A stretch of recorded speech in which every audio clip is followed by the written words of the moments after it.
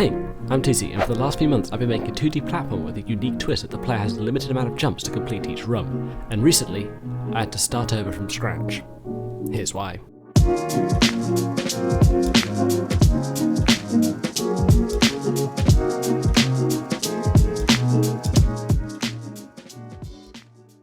A little backstory.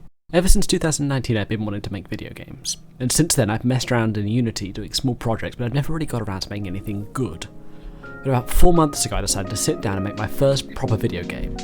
So I created a new project and then realised I knew nothing about making video games. All the things I'd done so far were just copy and pasted from the internet, and so I hadn't learned anything. So I did what anyone would do. Went onto YouTube, typed in game development videos, and went from there. Now this is great, and I made a bunch of things, including a door and key system, the player movement, camera transitions, tile maps, animations, and loads more. The only problem is that all of my scripts were kind of a complete mess. Code all over the place, systems that conflict with other systems, references not working, and a whole fleet of other problems. And because of that, if I ever wanted to add a new feature to the game, it would just all fall apart. I would spend the next few days fixing it, and this cycle repeated over and over again.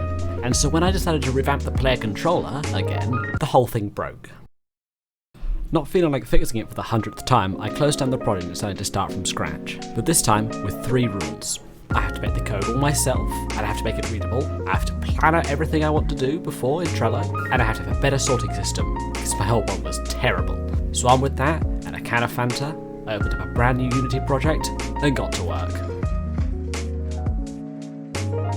My first step was to create a Trello board and plan out everything for this demo. This included player movement, player death, limited jump system, and getting the tile map sorted. First on the agenda, the tile map.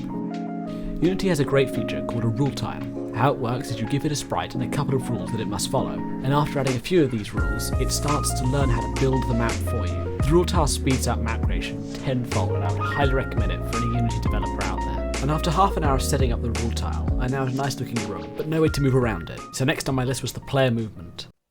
The player will have 4 things it can do to move around. 1. Move left to right. 2. Jump. 3. Double jump. And 4. Wall jumping.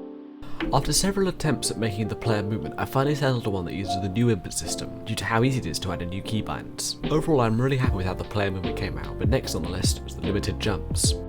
The limited jumps mechanic is the feature the whole game revolves around, so it has to be implemented perfectly. It works by whenever you press the jump key, it subtracts the total amount of jumps you have, and if that number is below 0, then it resets the player position and the total amount of jumps you have back to the max. At some point, I would like to add some form of negative thing that happens when you run out of jumps, but that's for another time. The final thing on my list is player death.